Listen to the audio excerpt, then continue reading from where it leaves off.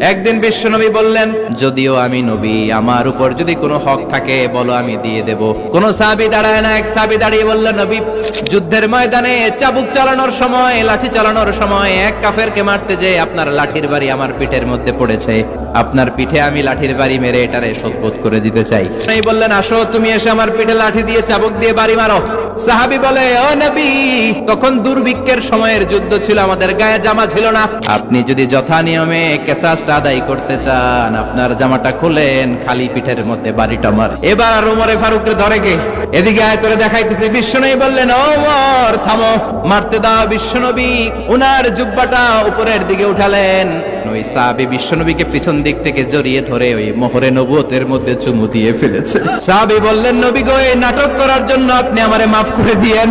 অনেক দিনের সাধনা, জল্পনা কল্পনা, আপনার মোহরে নবুয়তে আমার ঠোঁটটা আমি লাগাবো।